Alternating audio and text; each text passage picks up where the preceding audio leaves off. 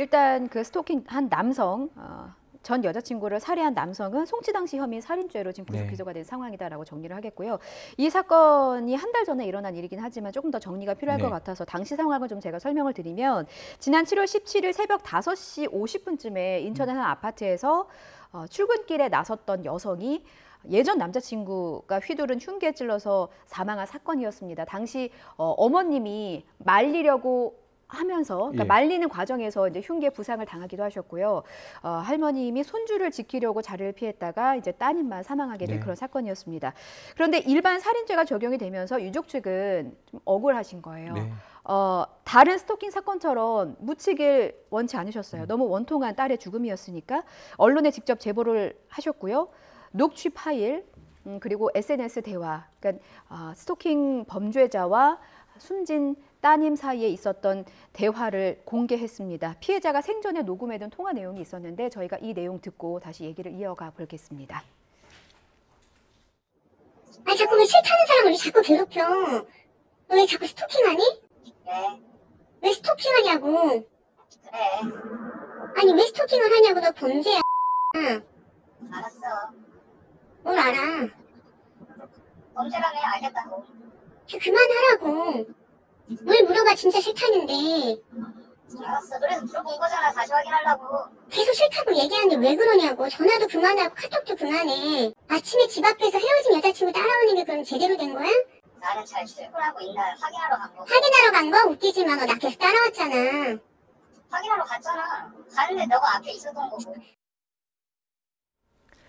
예, 생전에 통화 녹취 내용이었습니다. 어떻게 들으셨습니까? 100% 스토킹이죠. 스토킹이고 또 어떻게 보면 한 사람이 사람의 마음은 그런 거예요. 언제나 사람의 마음이 있으면 그 사람의 마음이 바뀔 수 있는 것이고 바뀌어서 분명히 헤어지자라고 말을 했으면 분명히 거기서 헤어져야 되는 거죠.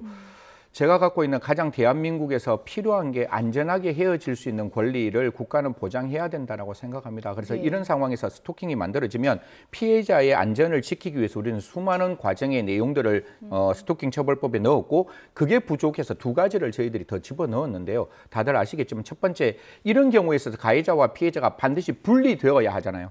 스마트워치만으로 부족하니까. 그래서 이러한 잠정 조치에 이제 전자발찌 혹은 전자팔찌를 해서 피해자와 가해자의 위치 정보를 확인할 수 있는 것뿐만 아니라 스토킹을 처벌받고 나오면 세상 밖으로 나왔을 때 그 사람의 위치를 또 확인해야 되잖아요. 그래서 전자장치 부착 명령법에 따라서 스토킹 처벌을 받고 나오는 사람에게도 전자발찌를 부착할 수 있도록 만들어서 앞으로는 이런 어떤 공백이 만들어지지는 않지 않을까. 지금 이 사건도 잠정 조치를 받았음에도 불구하고 이런 사건이 흉악한 살인 사건이 일어나는 거거든요. 그래서 그런 부분에 대해서 좀 국민 여러분께 다시 한번 머리를 숙여 죄송하다는 말씀을 드리고, 저희가 인간이 부족하다 보니까 처음에 스토킹 처벌법이 굉장히 공백이 많았어요. 그래서 그 뒤에 계속해서 뭐 반의사 불벌죄도 저희들이 폐지를 하고 그다음 전자장치 부착 명령에 따라서 저 시계나 아니면 발찌를 이제 착용하게 만들었으니까요. 조금 더 피해자의 생명을 지키기 위해서 국가가 해야 될 일이 무엇인지를 저도 고민하고 법무부도 고민하고 그렇게 해서 조금 더 안전한 사회를 만들 수 있도록 최선을 다하겠다는 말씀드리겠습니다. 예. 지금 저희가 그 승현님 말씀하시면서 그 메신저 대화 내용도 제가 화면으로 보내드렸는데 잘 보이지 않아서 제가 좀 요약만 해드릴게요. 일단 피해자께서는 스토킹이 맞다 계속해서 주장을 하고 있고, 가해자의 경우는 기회를 달라고 비는 것뿐이다. 이렇게 애원하며 매달린 적이 없다. 한 번 더 받아줘라. 이런 식으로 계속 이제 그 피해자 측에게 애원하는 상황이에요. 그런데 저희가 앞서 대화도 나눴습니다만 출근길에 계속 따라가고, 피해자 측에 따르면 출근길 1시간 내내 따라오고, 헤어졌는데도 SNS에 두 사람이 연애할 당시에 그 사진들을 계속 올리면서 이제 이별을 받아들이지 않았던 상황이었거든요.